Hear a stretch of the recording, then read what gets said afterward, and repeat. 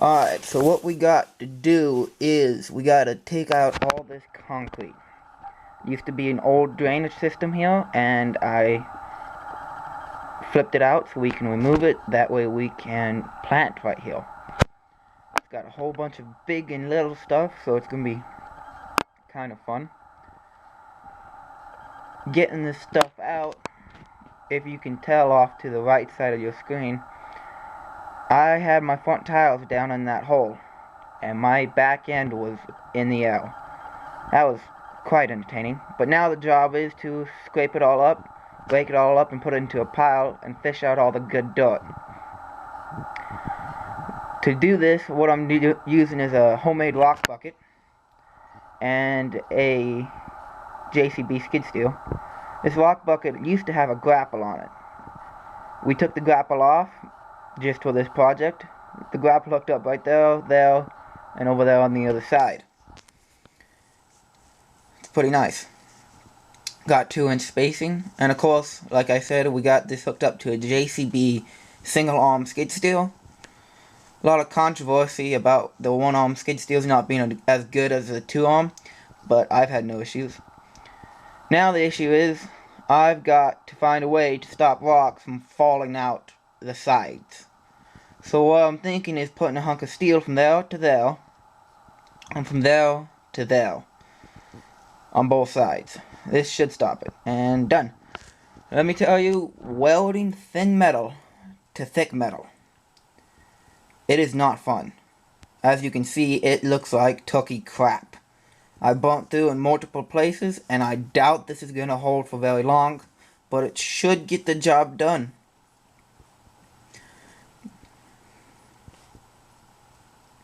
Alright, I've got it all raked up, scraped up, and flattened out. Just using a different bucket, of course.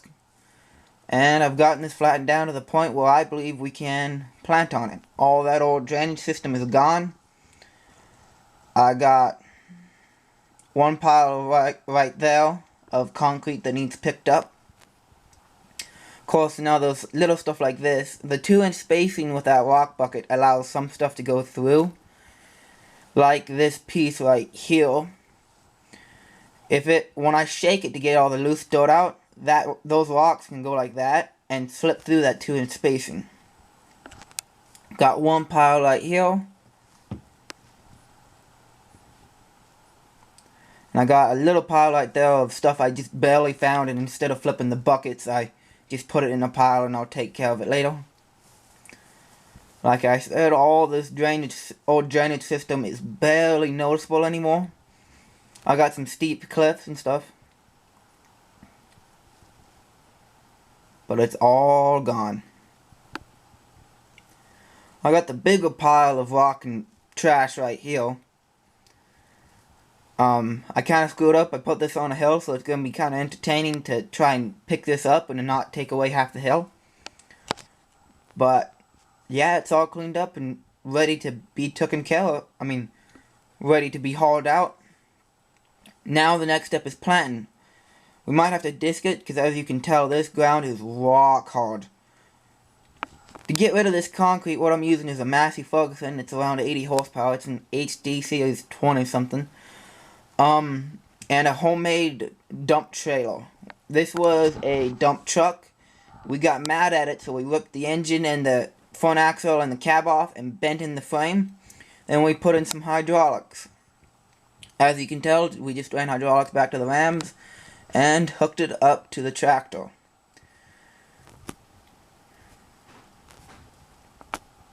So, from a cab point of view, what we're doing with this rock is we're just backing it down into this hole. You can see what that dump trailer looks like. One of the issues we're having with it is when you push the lever down to drop it, it isn't coming down very fast. And if you take it up too high, it doesn't come down at all. As you can tell, I'm pushing the lever and it's not coming down quickly. And this is a big issue, because when you get it too high, you have to ratchet strap or chain it down and pull it down at the same time as you're using hydraulics.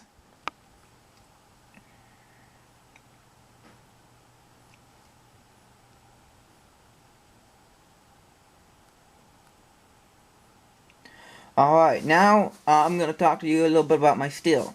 This is a 1,450 pound steel that I was planning to show at the Clark County Fair.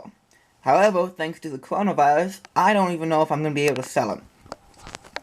Instead of having the opportunity to go to the fair and show him off to a panel of judges who would determine how good of a steel he is, I'm just trying to sell him at this point because of the coronavirus.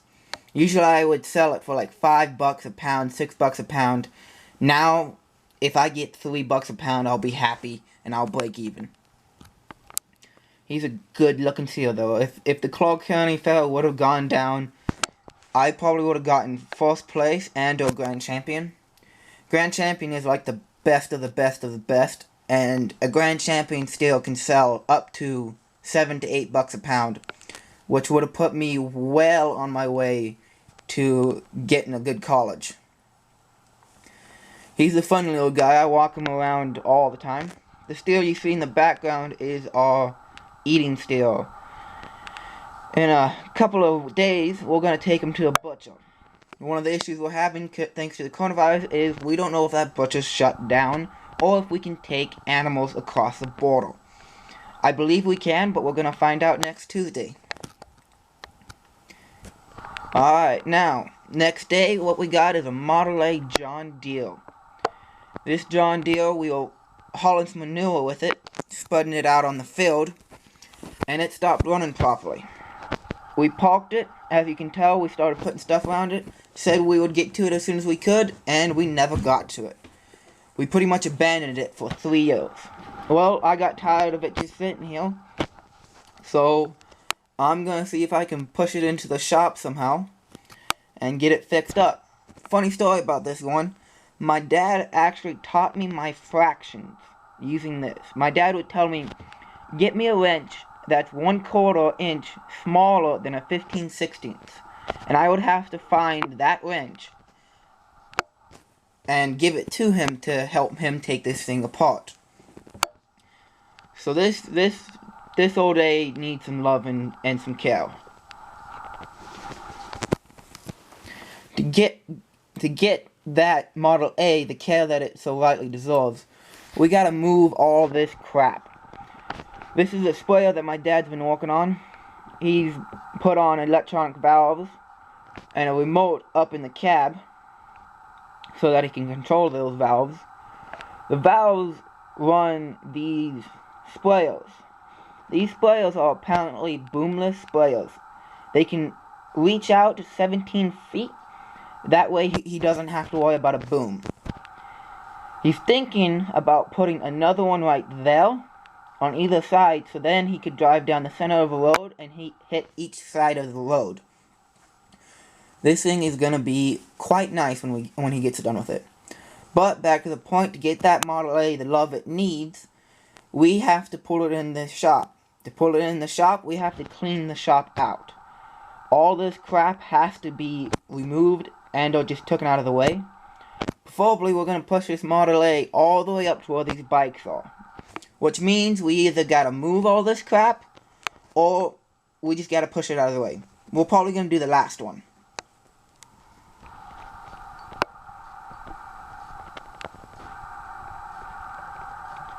Alrighty, all cleaned out and ready for that Model A to be pushed in. Probably the cleanest I've ever seen in this shop. Usually we have junk from point A to point B all over the shop. So this is gonna be nice. We got a whole bunch of junk to throw away as well. Now comes the fun part. So, how do we push this Model A into the shop? Preferably we want to put something on the drawbar and push it in, because there's no point to tie a rope around the front end, and B, if we pulled it in, then we'd have to have a way to get out whatever we pulled it in with. So my idea is pushing it in with this crane attachment and the skid steer. So let me get this set up real quick, because I don't even know if it'll work, but let's see. Alright, so what we got here is our Model A our 10-foot or 15-foot extension on the skid steer right against the drawbar. I'm afraid that the skid steer won't be able to fit in the shop because of too tall of a roof, but we will find out. I gotta push it in quite far, so if it won't go in, I'll at least be able to get it in the 15 foot of the extension. And of course it's about to rain, so this is gonna be fun. So it appears to be working. I don't have my mom out here yet to help me out with it, but as soon as she does get out here, we're gonna continue to push this thing in and steer it in. Alright, we got it in. Little to no room on either side, as you can tell. We only got 6 inches-ish. And when we went past all this stuff, we had less than 2 or 3 inches. So we had to push all that stuff out of the way, move that cutting table out of the way, and we had to unbolt this hydraulic pump on this lift and swing it out of the way. But it's in here. Alright, this is just a quick clip. I couldn't get my camera out. This is my dad's. Water had come in through the top of the L and gotten down into it and did this to the oil that was in it. Now it's the next day and we got a project and a half. We've already been working on this for a while. I just forgot to record it. We gotta get all that moss out of that drain, out of this system. This system is what runs the water for the irrigation water for Alamo.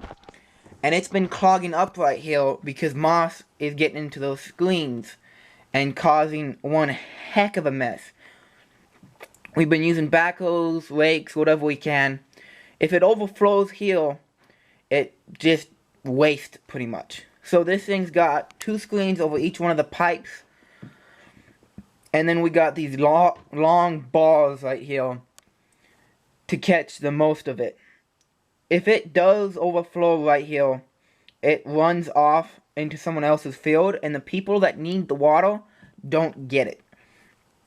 So this has been a big issue, and we're just doing our part to help. Now we're down at our neighbor's field. What we got here is one of the pipes that delivers water to the field.